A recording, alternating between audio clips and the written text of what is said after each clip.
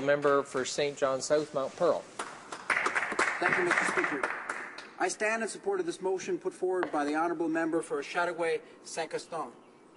This motion would immediately address the mental health crisis facing Canadian soldiers and veterans by hiring appropriate mental health professionals, by reversing the decision to close veteran offices, and by prioritizing and concluding more than 50 outstanding boards of inquiry on military suicides so that grieving families may have answers and they may have closure. Mr. Speaker, I want to begin with the story that I tell every November the 11th, Remembrance Day. I share the same story every July the 1st. July the 1st is known far and wide as Canada Day, but in Newfoundland and Labrador, July the 1st is also Memorial Day.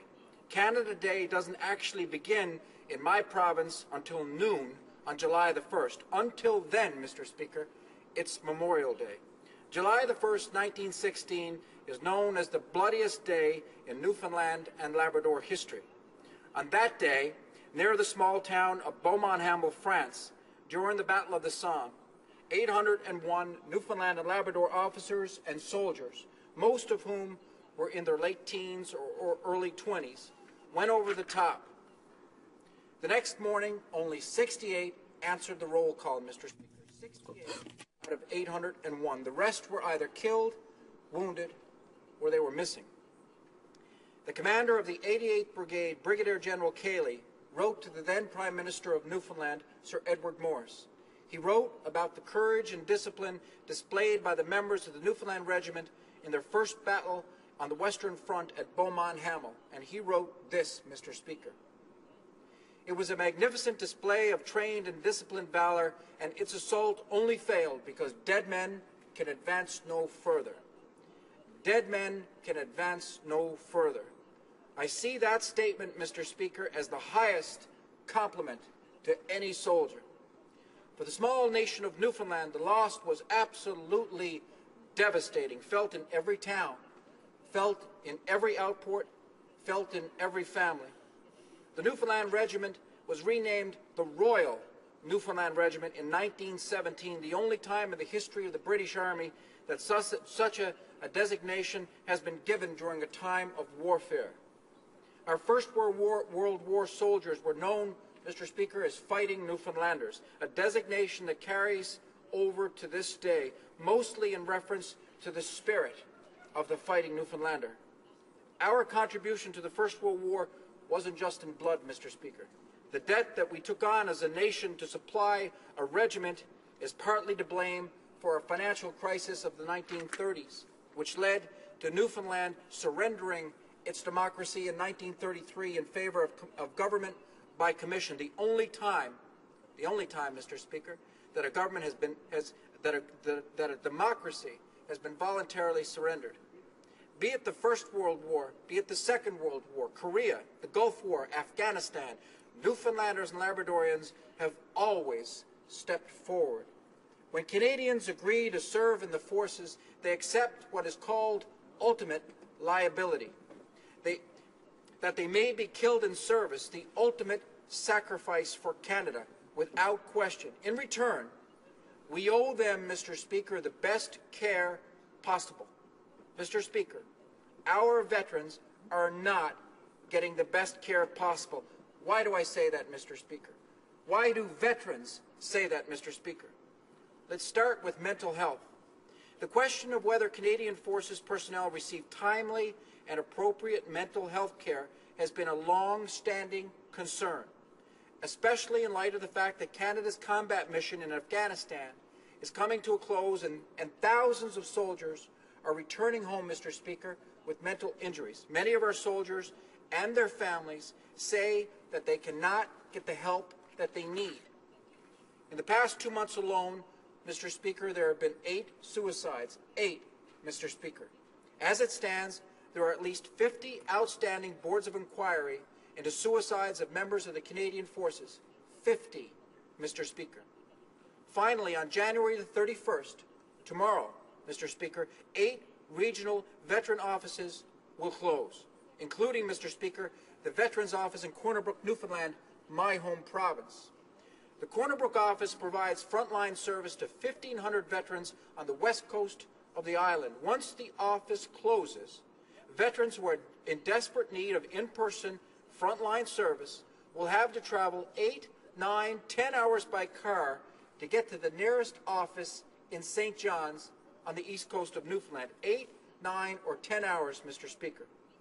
The Conservatives say that there's always the internet, there's always the telephone.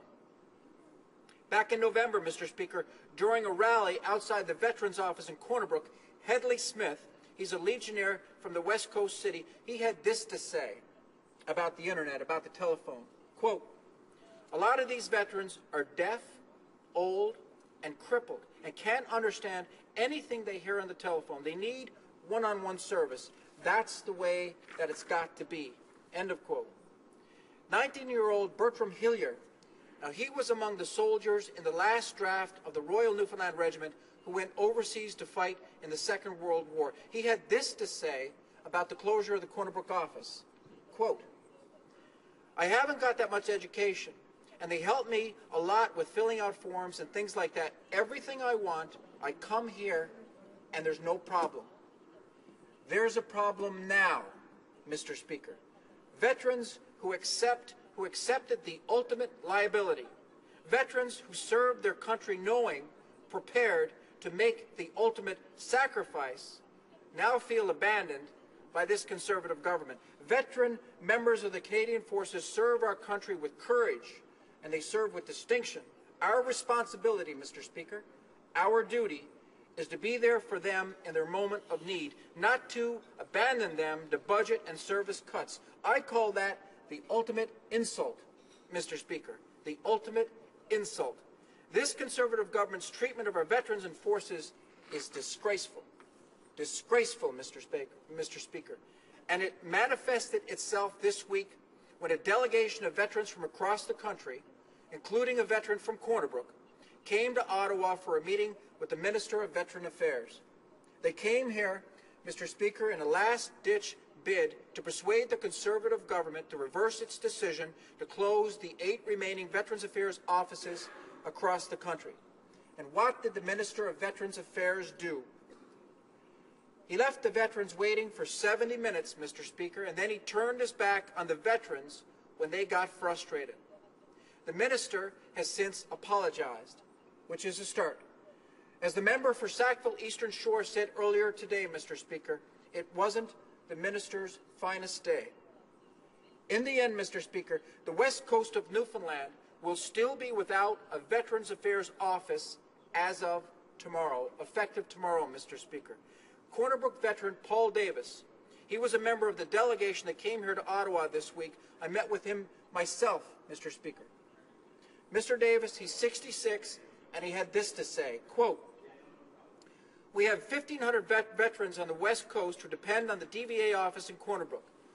Now we have nowhere to go with our problems, no one to talk to now." End of quote. While there will be one dedicated person at the local Service Canada office to deal with veterans, one, Mr. Speaker, that one dedicated person will have to do the work of the seven people, Mr. Speaker, who worked at the Veterans Affairs office. And that's not going to cut it, Mr. Speaker. So what should happen? Hire long-promised mental health professionals to assist soldiers and veterans. Hire them now, Mr. Speaker. Reverse the decision to close Veterans Affairs offices and prioritize and conclude the more than 50 ongoing boards of inquiry on military suicides. That's what should happen now, Mr. Speaker.